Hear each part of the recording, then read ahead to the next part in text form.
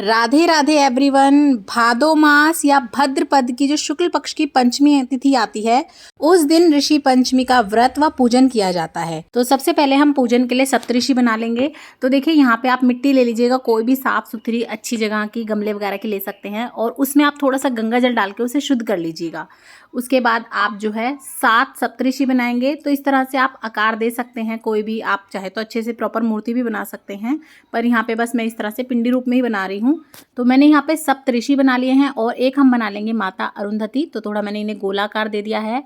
आप चाहे तो इसकी जगह पे सुपारी से भी बना सकते हैं।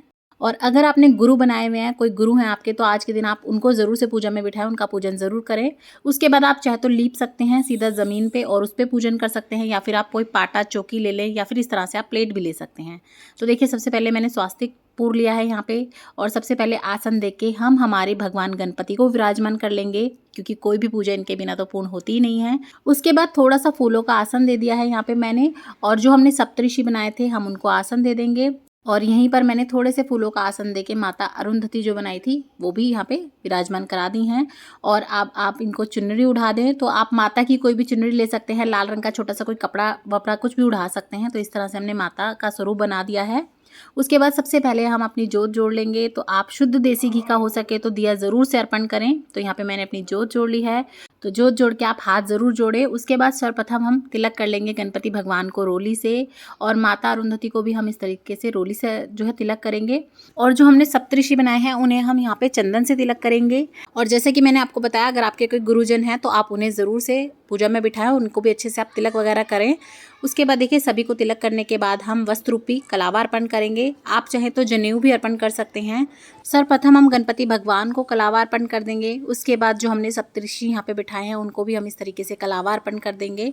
तो आप सभी को इस तरह से कलावा अर्पण कर दीजिएगा।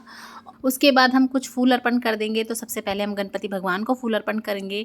उसके बाद सभी जो हमने ऋषि यहाँ पे स्वरूप बनाए हैं उनको फूल अर्पण करेंगे। साथ ही में अपनी जोत का पूजन कर देंगे। उसके बाद हम भोग लगा देंगे। तो देखिए आज के व्रत में जो है दूध, दही, अनाज, दालें कुछ नहीं खाया जाता। आप मेवा खा सकते हैं या फिर आप फल खा सकते हैं। फलाहार ये व्रत किया जाता है। तो आप मेवों का, पंचमेवाओं का भोग लगा सकते हैं, फल का लगा सकते हैं। इस तरह से हम जो है भोग लगा देंगे।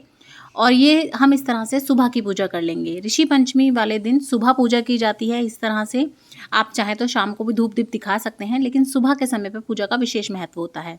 तो देखिए मैंने फलों का भोग लगा दिया है, पंचमेवा का भोग लगा दिया है। साथ ही में आप कुछ दक्षिणा ज़रूर से रख दें, ताकि अगर कोई कमी या त्रुटि रह गई हो तो दक्षिणा उसे पूर्ण कर देगी। उसके बाद देखिए हम धूप दिखा देंगे। तो अच्छे से हमने धूप दीप दिखा के इस तरह से पूजन कर लेना है। उसके बाद देखिए यहीं पर बैठकर आपको जो है कथा करनी होती है। ऋषि पंचमी वाले दिन आप पूजन करने के बाद कथा ज़रूर से सुने। अगर आप व्रत करते हैं तो बहुत अच्छा, नहीं तो आप पूजन करके खाली केवल कथा भी सुन सकते हैं। तो 1 लोटा जल ले लेंगे हम, और जहाँ हमने पूजन किया है वहीं पर बैठकर हमें कथा सुननी है। तो हम हाथ में कुछ ले लेंगे फूल वगैरह कथा सुनने के लिए, क्योंकि खाली हाथ कभी भी कथा को नहीं सुना जाता। आप अपने सीधे हाथ में फूल वगैरह ले लीजिएगा, और फिर हम ऋषि पंचमी की कथा कहेंगे। कथा का वीडियो आपको अलग से मिल जाएगा, वरना ये वीडियो बहुत लंबी हो जाएगी, तो मैं अलग से वीडियो डाल दूंगी, उसे देख लीजिएगा। तो इस तरह से कथा सुन लीजिएगा। और कथा सुनने के बाद ये जो आपने हाथ में फूल लिए थे, क्षमा याचना करते हुए, नमस्कार करते हुए, ये सभी फूल आप जो है ऋषियों को इस तरह से अर्पण कर दीजिएगा, और हाथ जोड़ के क्षमा मांग लीजिएगा कि हे भगवान, हमसे कोई भी भूल हुई हो, चूक हुई हो तो उन्हें माफ़ करना। थोड़ा सा जल का छींटा दे दीजिएगा, और उसके बाद आप इस तरह से आरती कर लीजिएगा। तो अगर आपको ऋषि पंचमी की आरती आती है तो आप उसे कर लीजिएगा, नेट पे देख लीजिएगा, नहीं तो आप इस तरह 5 बार 7 बार घुमाते हैं तो वो भी आरती ही मानी जाती है।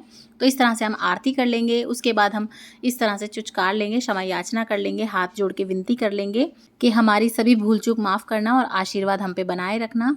उसके बाद ये जो हमने कथा सुनी थी, 1 लोटा जल है, ये हमें सूर्य भगवान को अर्पण कर देना है।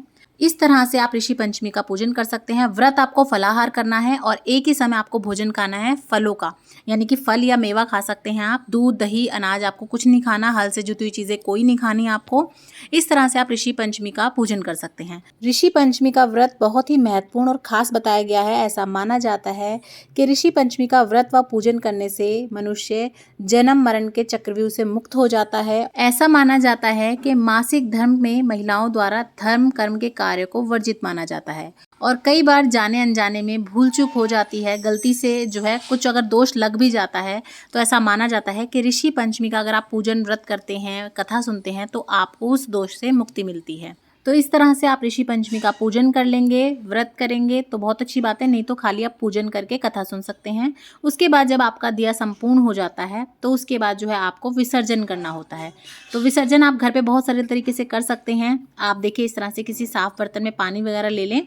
अगर आपके पास कोई नदी तालाब वगैरह है तो फिर आप उधर ही विसर्जन करें। हो सके तो आप आज के दिन गंगा जी में स्नान भी कर लें। लेकिन अगर ऐसा कुछ नहीं है तो आप अपने घर पे इस तरह से पानी ले लें और उसमें भी आप इस तरह बहुत ही सरल तरीके से विसर्जन कर सकते हैं। तो इस तरह से हम जो घर में हमारा पानी है उसी में थोड़ा गंगा जल डाल लेंगे और इस तरह से उनका विसर्जन कर देंगे। और ये जो माता रानी की चुनरी है इसे आप चाहें तो अपने घर में किसी माता वगैरह को उड़ा सकते हैं, या फिर आप चाहें जो इनका भी विसर्जन साथ में कर सकते हैं। और जो गणपति भगवान हमने पूजा में विराजमान किए थे, हम उनको जल का छींटा लगा के फिर से इन्हें अपने मंदिर में विराजमान कर लेंगे। इनकी आप फिर से पूजा कर सकते हैं। और उसके बाद जो हमने यहाँ पे दक्षिणा निकाली थी वो दक्षिणा और साथ ही में जो भी हमने खाने पीने का भोग प्रसाद चढ़ाया था उन्हें आप किसी मंदिर में दान कर सकते हैं, किसी ब्राह्मण को दे सकते हैं, या फिर अगर आप चाहें तो कोई आपके गुरुजन हैं तो आप उन्हें दे के आ सकते हैं, या फिर आप चाहें तो जो बड़े जन हैं आपके घर के आप उन्हें भी दे सकते हैं। क्योंकि देखिए सबसे पहले हम जो शिक्षा प्राप्त करते हैं वो अपने घर के बड़ों से ही करते हैं, वो भी हमारे गुरु ही हैं, तो आप चाहें तो उन्हें भी दे सकते हैं।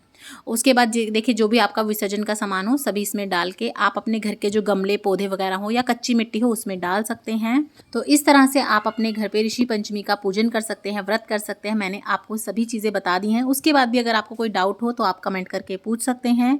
और अगर आपको वीडियो पसंद आई हो ज़्यादा से ज़्यादा शेयर कीजिएगा अपने फ्रेंड्स एंड फैमिली के साथ। और अगर अभी तक आपने चैनल को सब्सक्राइब नहीं किया है तो प्लीज़ सब्सक्राइब ज़रूर कर ले और कमेंट बॉक्स में जय सिया राम ज़रूर लिखें। जय सिया राम।